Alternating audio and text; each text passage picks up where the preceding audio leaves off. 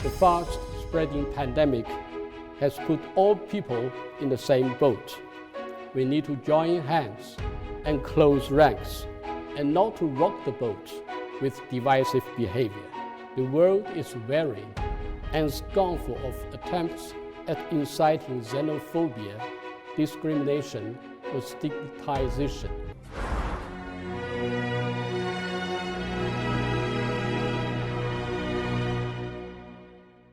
Dear friends of Vision China, I'm sure you all agree the world is at war. But it's not a war among nations.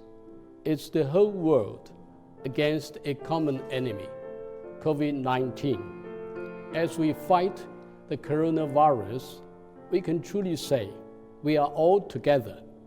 And that's the message we hope will resonate from this edition of Vision China. Organized in collaboration with Tsinghua University, which itself is a pioneer in medical science against the disease. And we are doing this to hold the heightened sense of community at the G20 Special Summit. In the past 2 months and more, an all-out people's war has been unfolding in China. Instead of being paralyzed by fear, when the deadly virus first surfaced, China moved full speed ahead with resolute and extensive measures, including a nationwide lockdown, in the race to rein in the epidemic. As a Beijing-based foreign diplomat observed in China Daily, the efforts of the Chinese government and people are a true testament to their strength and bravery, even in the direst of times. The epidemic has undoubtedly taken an immense toll on the nation, and we mourn our countrymen who died in the tragedy. This is no time for complacency, but it's fair to say that with the most ambitious, agile, and aggressive disease containment effort in history, as described by officials of the World Health Organization, China has achieved what many deemed impossible. Statistics for recent weeks highlights the significant progress China has made to bring the outbreak under control. Just as the international community rallied to help us in our time of need, China has been quick to lend a hand to other countries in both knowledge sharing and material aid. China's inspirational experiences, treatment protocols, and effective social mobilization have won plaudits, as is reflected in readers' feedback on our special website, Fighting COVID-19 the Chinese Way, which is a database designed for foreign audiences to learn about how to combat the disease.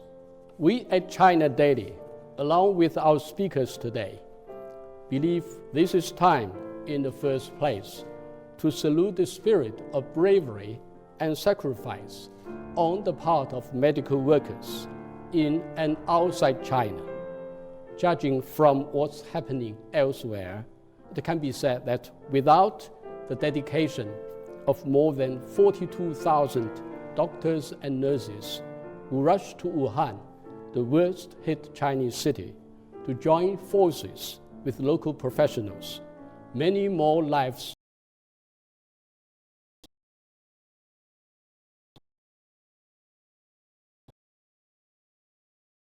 to save lives in other parts of the world. This is a time for unity and solidarity. The fast-spreading pandemic has put all people in the same boat.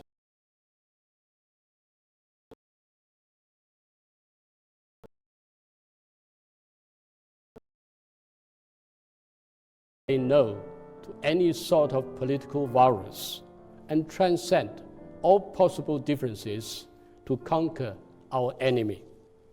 This is a time for reason and responsibility. The true nature and origin of this virus remain unknown. The only thing we know is that the virus respects no borders. A scientific attitude needs to prevail for the final victory. The world is wary and scornful of attempts at inciting xenophobia, discrimination, or stigmatization. A pandemic of such magnitude represents a litmus test for the integrity of global leadership. President Xi Jinping has stated, since the onset of the epidemic, that China upholds the concept of a community with a shared future for mankind and calls for all nations to unite in the building of a community of public health. As UN Secretary General Antonio Guterres wrote in our newspaper, this pandemic drives home the essential interconnectedness of our human family. We are in this together, and we will get through this together. Past catastrophes have changed the course of history. We hope the world will emerge from this sad moment in modern history much stronger on its path towards a truly global community of shared future. Thank you.